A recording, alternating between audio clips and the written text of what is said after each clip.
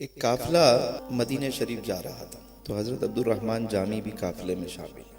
اور پہلے جو قافلہ جاتا تھا وہ اونٹوں پر پا پیادہ اور آج کل کی طرح تو سہولیات نہیں ہوتی تھیں، تو آپ جا رہے ہیں قافلے کے ہمراہ، راستے میں پڑاؤ قافلے نے ڈالا تو امیر قافلہ کی قسمت جاگ اٹھی اور حضور علیہ الصلوۃ والسلام پیارے آقا سونے آقا صلی اللہ علیہ وسلم کا دیدار ہوا، زیارت کی امیر قافلہ نے، اور ارشاد ہوا کہ تمہارے قافلے میں عبد الرحمن جامی آ رہا ہے، اسے روکو، اسے واپس بھیج دو۔ جب صبح ہوئی تو امیر قافلہ نے کہا عبد الرحمن جامی کون ہے؟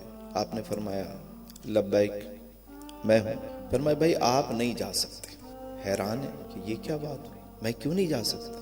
کہا بس ہم بتا نہیں سکتے، بس آپ لوٹ جائیں۔ کہا کوئی وجہ تو ہوگی؟ کہا وجہ بھی نہیں بتا سکتے۔ خیر آپ کھڑے ہو گئے۔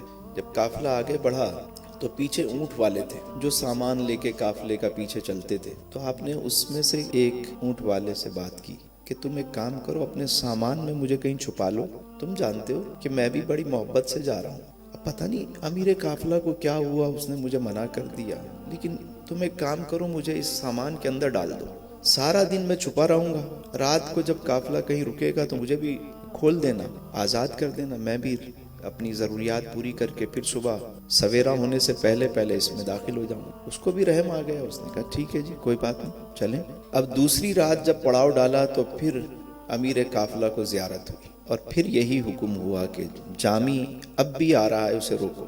صبح کو جب تلاشی لی گئی تو آپ سامان میں سے برآمد ہوئے۔ اس نے کہا بھائی ہم نے آپ سے کہا تھا کہ آپ نہیں جا سکتے، سو آپ واپس جائیں۔ آپ نے پھر پوچھا کوئی وجہ تو ہوگی؟ کہا وہ بتا نہیں سکتے، ہم آپ سے بڑے ادب سے کہہ رہے ہیں کہ آپ لوٹ جائیں۔ ٹھیک ہے۔ قافلہ آگے بڑھ گیا، اونٹ بان بھی چل دیے، پیچھے وہ بکریوں والا تھا، چرواہا بکریاں لے کے چل رہا تھا، تو آپ نے اس سے کہا کہ سنو پتہ نہیں کیا ہوا، قافلے والے بھی نہیں لے کے جا رہے، میں سامان میں چھپا تو مجھے وہاں سے بھی برآمد کر لیا، ایک کام کرو تم جو یہ ریوڑ لے کے چلتے ہو، میں سارا دن جیسے بکریاں چلتی ہیں چار پاؤں پہ میں بھی ایسے ہی چلوں گا، بس مجھے اپنے ہمراہ لے لو، خدا کے لیے مجھے جانے دو، یہ قافلہ جا رہا ہے، میں بھی اتنی تمنا لے کر آیا، نہ روکو مجھے۔ اس کو پتہ نہیں، اس کو بھی رحم آ گیا، اس نے کہا چلو جی اتنا عشق ہے، محبت ہے، پتہ نہیں کیا۔ اس نے کہا دیکھو میرے اوپر کوئی بات نہیں آنی، کوئی مسئلہ نہیں ہوگا۔ اب جب قافلہ چلا تو یہ اسی طرح چل رہے ہیں جیسے بکریاں چلتی ہیں چار پاؤں پہ۔ رات کو پھر قافلے نے پڑاؤ ڈالا تو امیر قافلہ کو پھر وہی حکم ہوا۔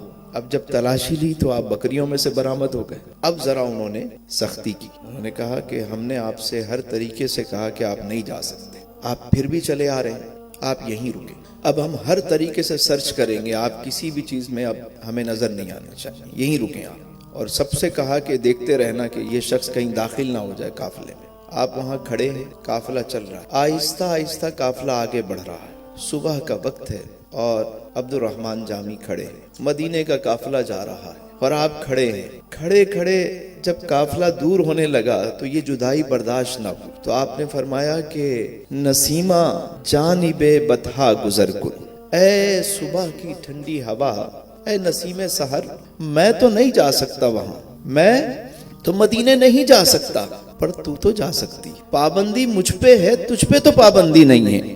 نسیمہ جانب بطحا گزر کن، ز احوال محمد را خبر کن، کہ میرے آقا سے میرا حال کہنا کہ عبد الرحمن جامی وہاں اس حال میں کھڑا ہے کہ قافلے نے اسے روک دیا۔ ادھر قافلہ پہنچا مدینہ شریف، امیر قافلہ سلام کے لیے حاضر ہوئے تو امیر قافلہ عرض کرتے ہیں یا رسول اللہ صلی اللہ علیہ وسلم، ہم نے دیکھا کہ عبد الرحمن جامی بڑا عاشق رسول، آپ سے بڑی محبت کرنے والا تھا، پورا راستہ نعتیں پڑھتا ہوا، درود پڑھتا ہوا وہ آ رہا تھا، لیکن ہمیں سمجھ نہیں آئی کہ اس پہ یہ پابندی کیوں لگی۔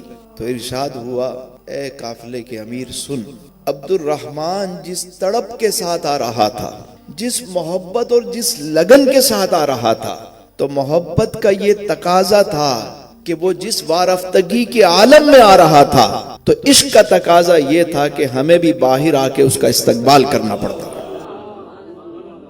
عاشقوں پہ پابندی لگتی رہتی ہے، کوئی دور رہ کر بھی پاس ہے، کوئی پاس رہ کر بھی دور ہے، یہ کبھی نہیں سوچنا کہ میں مدینہ شریف نہیں جا سکا، کرم کی بات ہے، کسی کو حضور یہاں رکھ کے بھی نواز دیتے ہیں، کوئی یہاں رہ کے بھی حضوری کے مزے لیتا ہے.